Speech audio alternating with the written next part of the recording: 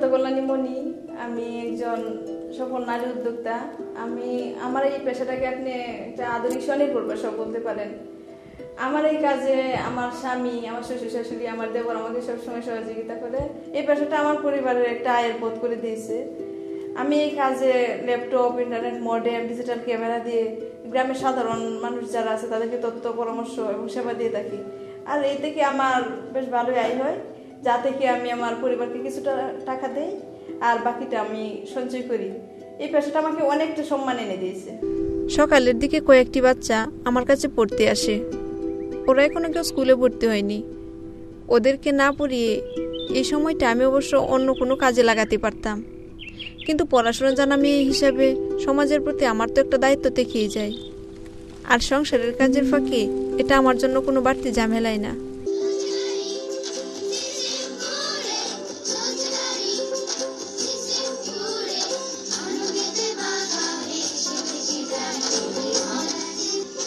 প্রথম দিকে সাইকেল চালিয়ে বিভিন্ন বাড়িতে যেতে আমার বেশ লজ্জা করত, কিন্তু এখন আমি বুঝি আমার এই প্রতিদিনকার চলার পথ গ্রামের অসহায় আর দুস্থ মানুষের কাছে আসা আলোর পথও বটে।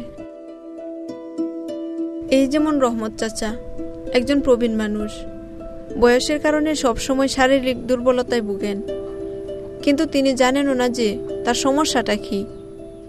তথ্য কল্যাণী হিসেবে তার পাশে দাঁড়ানো আমার দায়িত্বের ভেতরে পড়ে।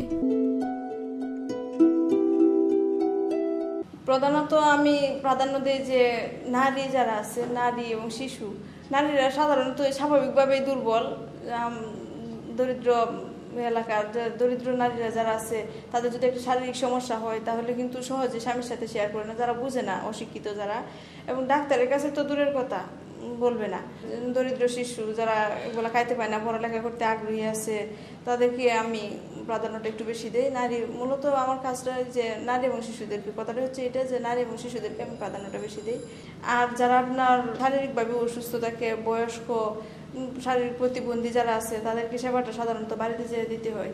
তারা তো সহজে আসতে পারে না সেবার জন্য। একজন তথ্য কল্যাণী প্রথমত নিজের কাছে অথবা হাবে থাকা বিভিন্ন প্রকার যন্ত্রপাতি ও উপকরণ ব্যবহার করে বিভিন্ন উপায়ে উপার্জন করে থাকেন, যেমন সিভি তৈরি, কম্পিউটার কম্পোজ করা, সিডি রাইট করা,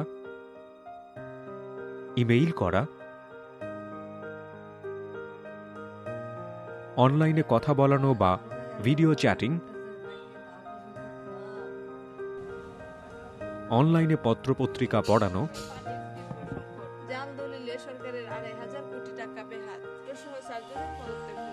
সরকারি ফর্ম পূরণ ও প্রিন্ট করা, রিংটোন ডাউনলোড করা, পরীক্ষার রেজাল্ট দেয়া, ছবি তোলা, তথ্য ভাণ্ডার থেকে তথ্য দেয়া, বাণিজ্যিক ফোন করা, নেবুলাইজার সেবা প্রদান, ব্লাড প্রেশার মাপা, রক্তে সুগারের পরিমাপ করা, তাপমাত্রা পরিমাপ করা, ওজন মাপা, কম্পিউটার প্রশিক্ষণ, ফ্লেক্সিলোড সেবা, হাবের সহযোগিতায় মাটি পরীক্ষা করা, হাবের সহযোগিতায় পানি পরীক্ষা করা। এখন আমার ঘরে আয় হয় আপনার 14 থেকে 15,000 টাকা। এটা মূলত আমি মনে করবো যে আমার স্বামী এখন আমাকে সার্বক্ষণিক সহযোগিতা করে, আমার দেবর আমাকে সহযোগিতা করে, আমার শ্বশুর শাশুড়ি আমাকে সহযোগিতা করার ফলে এটা আমি এখন পারতেছি। আর হচ্ছে যে পরিচিত কিন্তু হাবের যারা আছে তারা যদি সহযোগিতা না করতো তাহলে আমার আয়টা বৃদ্ধি করা আদৌ সম্ভব হতো না। রেহেনা আপা ও রানু খালা আমার গৃহিণী দলের সদস্য। এরা দুজনই মাতৃত্বকালীন ভাতা পাওয়ার যোগ্যতা রাখেন, কিন্তু এই ভাতার জন্য ইউনিয়ন পরিষদে গিয়ে দেন দরবার করা তাদের জন্য খুবই কঠিন কাজ। তাদের পাশেও তাই আমাকেই দাঁড়াতে হয়েছে। এভাবেই কৃষক দল সহ অন্যান্য দলে আমাকে অধিবেশন পরিচালনা করতে হয়। তাদের সমস্যা শোনার পাশাপাশি তার সমাধানও আমাকেই করতে হয়। ওনার বেগুন ক্ষেতের একটা সমস্যা, তো এরকম কিন্তু অনেকেই আমরা অনেক ধরনের সমস্যায় পড়ি। তো এই সমস্যাগুলো আমরা কিভাবে সমাধান করতে পারি, একটা যদি কৃষক দল